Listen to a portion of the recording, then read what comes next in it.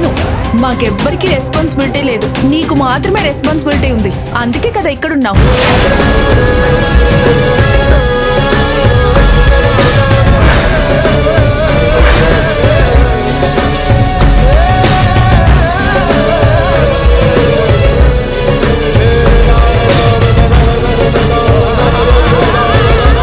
Sorry అక్క, ఏదో ఫ్లోలో అనేసాను. I'm really sorry. నిన్ను బాధ పెట్టాలని కాదు.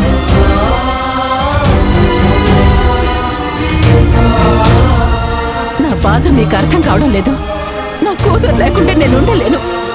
నేనిప్పుడే వెళ్ళి తనని తీసుకొస్తాను. త్రిపుర, దయచేసి ఎవరు ఆపకండి.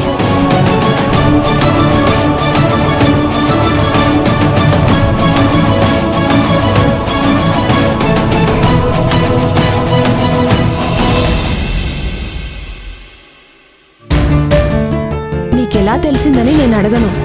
ఎలాగో తెలిసింది కదా, తర్వాత ఏం చేయాలో చెప్పు.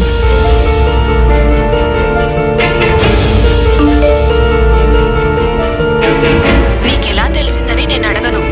ఎలాగో తెలిసింది కదా, తర్వాత ఏం చేయాలో చెప్పు.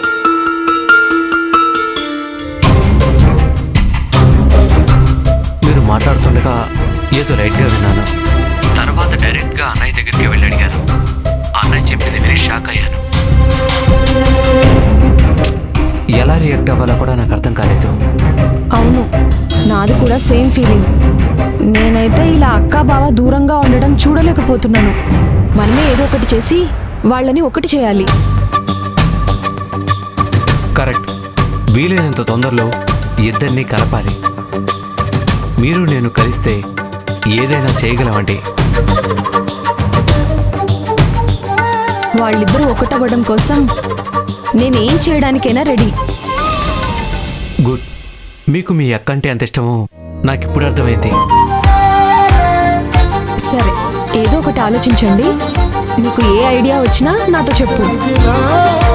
నాకే ఐడియా వచ్చినా నీకు చెప్తాను. Deal okay? Okay, bye.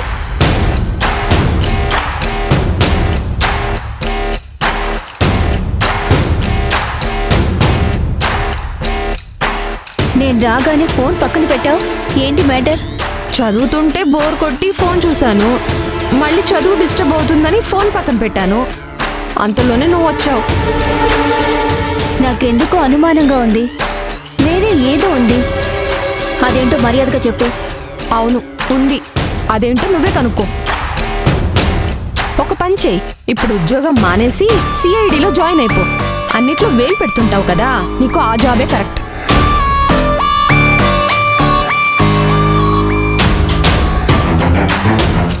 ఇక్కడ ఏమైనా సర్కస్ జరుగుతుందా నిలబడి చూస్తున్నావు? వెళ్ళి ఇక్కడ నుంచి.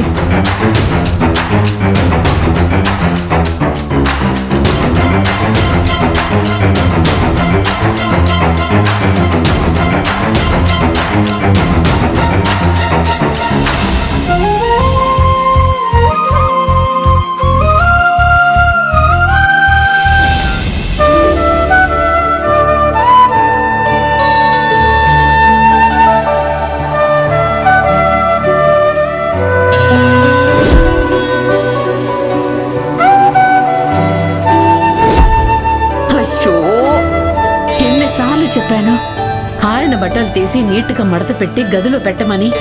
ఎంత చెప్పినా ఇలానే చేస్తుంది. అరవడం తప్ప ఇంకేమీ తెలియదు. ఇంత వయసు వచ్చినా గాడిదలా తయారైంది. ఇప్పుడు ఇవన్నీ మోసుకొని పైకెళ్ళి పెట్టాలంటే నా వల్ల అవుతుందా దేవుడో? అయ్యో,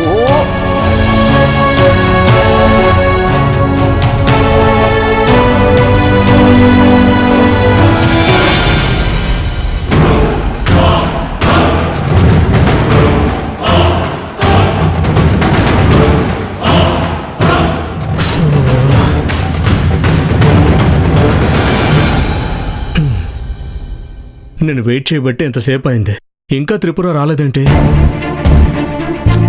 ఒక్కడనే కూర్చొని బోర్ కొడుతోంది. ఏం చేయాలి?